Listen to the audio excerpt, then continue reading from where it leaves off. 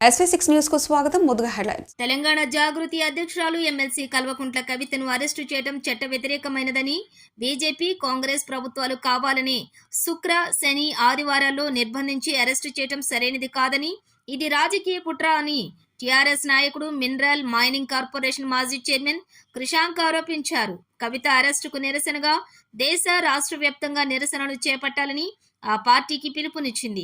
ఇందులో భాగంగా Jubilee bus stand సమీపంలో క్రిషాంక్ ఆధ్వర్యంలో నిరసన కార్యక్రమాలు చేపట్టారు. ఈ సందర్భంగా దేశ ప్రధాని నరేంద్ర మోడీ చిత్రపటాన్ని దహనం చేయడానికి ప్రయత్నించగా పోలీసులు అడ్డుకున్నారు. ఈ సందర్భంగా ఆయన మీడియాతో మాట్లాడుతూ, ఈడీ అధికారులు హడావుడిగా వచ్చేసి కవిత ఇంట్లో కొన్ని గంటల పాటు సోదాలు నిర్వహించి ఆమెను నిర్బంధించి మహిళ అని కూడా చూడకుండా ఈడీ ఇష్టం వచ్చినట్లు చేసిందని, చట్టము గౌరవము అధికారులకు ఎలాంటివి లేవని ఆయన విమర్శించారు.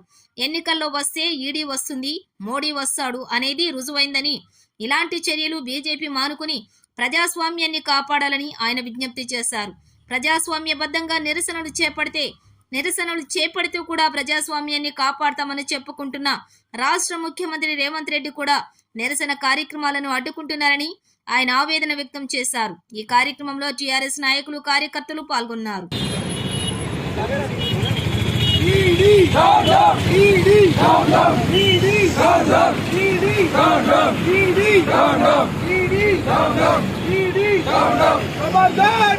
మోదీ గారు పోరాటం మొదలైంది. తెలంగాణ ఉద్యమ స్ఫూర్తిగా ఖచ్చితంగా పోరాటం చేస్తాం.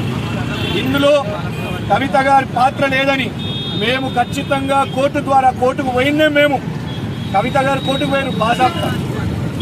సోనియా గాంధీ గారి మీద కేసుకుంటే అరెస్ట్ గారు, రాబర్ట్ గాంధీ గారి మీద కేసుకుంటే అరెస్ట్ గారు, ప్రియాంక గాంధీ గారి మీద కేసుకుంటే అరెస్ట్ గారు, రాహుల్ గాంధీ గారి మీద కేసుకుంటే అరెస్ట్ గారు. కానీ ఇవాళ మేము మాట్లాడుతున్నాం, పోరాడుతున్నాం కాబట్టి మా మీద అరెస్ట్ చేసారు. ఏ మాత్రం కూడా భయపడకుండా కవిత గారి పక్షాన అందరం కూడా ఉండి పోరాటం చేస్తాం. ఎందుకంటే ఎంతో మంది ఎంపీలు, శివసేన సంజయ్ రౌత్ కానివ్వండి, మస్తు మంది కానివ్వండి, వాళ్ళందరికీ బెయిల్ ఇచ్చినప్పుడు కోర్టు చెప్పింది ఈడీ దగ్గర కనీసం ఒక ఎవిడెన్స్ కూడా లేదని.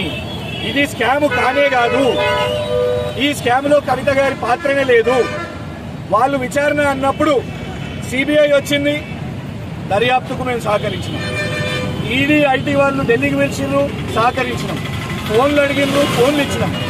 కానీ వాళ్ళ అరెస్టు ఒకవైపు అరవింద్ కేజ్రీవాల్, ఇంకోవైపు కవిత గారు. అంటే బీజేపీ రాజకీయాలు చేయాలని. ఇదే కేసులో ఉన్న మాగుంట గారు బీజేపీ పొత్తులో ఉన్న టీడీపీతో పాటు నిన్ననే చేరింది. దాంతోనే అర్థమైపోతుంది ఎవరైతే కేసు పడుతుందో అయితే లొంగాలే, లేకపోతే జైలు పోవాలి. మేము నరేంద్ర మోదీ గారికి లొంగం.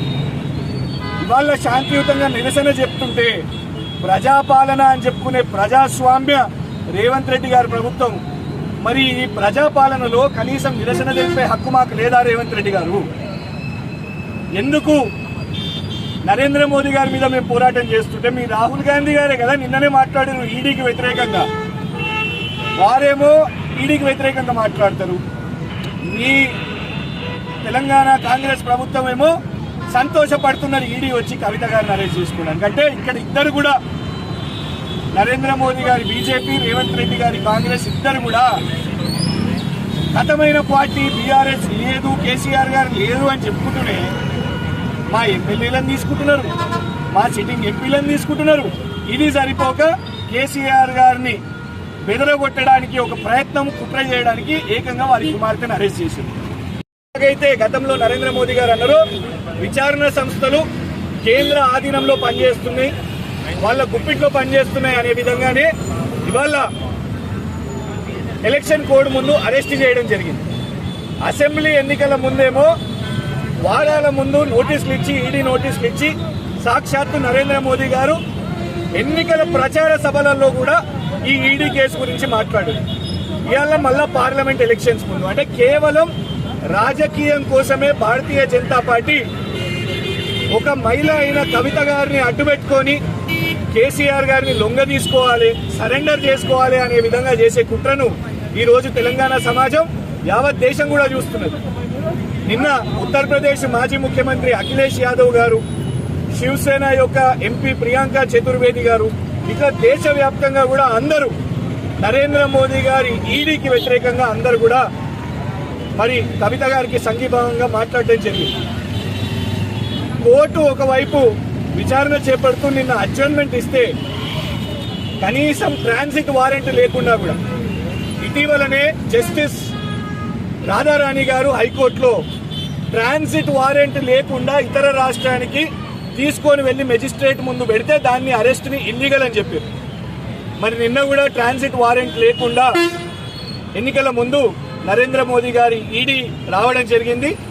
దీని మీద రాష్ట్ర వ్యాప్తంగా మరి బీఆర్ఎస్ శ్రేణులు నల్ల జెండాలతో నిరసన తెలిపి ఖచ్చితంగా భారతీయ జనతా పార్టీకి వ్యతిరేకంగా కేంద్రంలో ఉన్న వాళ్ళ ఏదైతే విచారణ సంస్థలు తోని ఒత్తిడి